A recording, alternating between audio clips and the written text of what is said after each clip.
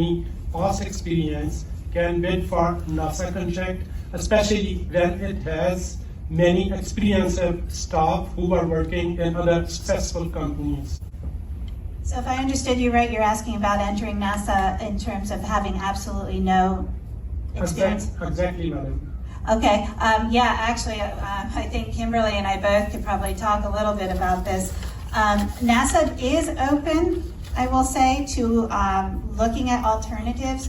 It is a lift, which is the presentation we were walking through.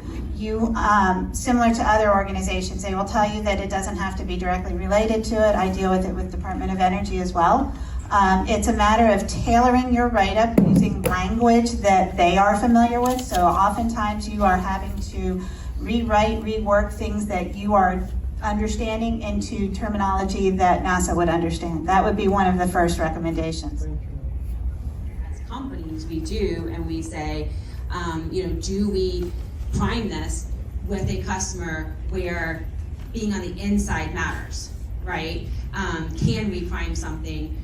Or do we have to come as a sub, be on the inside, find an opportunity, instead of going after this opportunity, where we felt like we had a good prime position, should we have found an opportunity where we felt like we had a better sub position because it got us on the inside? And that includes our small business community. So our small business community, those folks often face some of the most challenging barriers, of recognizing that, if there's this robust acquisition machine on the government side, there's not always in the small business side. And so we recognize that.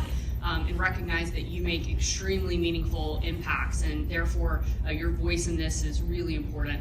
Just about a week ago, actually, I had the pleasure of hosting Kelly Loeffler. So she is the U.S. Administrator for small business for the United States, and it was incredible to have her here talk about the ways we can partner, talk about how we need a strong and innovative industrial base as we move forward kind of as a broader space sector. And she had an opportunity to go into our Space Operations Command Center, if anybody's been in that here, just to get a perspective. And I think what she walked away with is it takes thousands of companies and people on the ground to make happen what we do every day in our complex.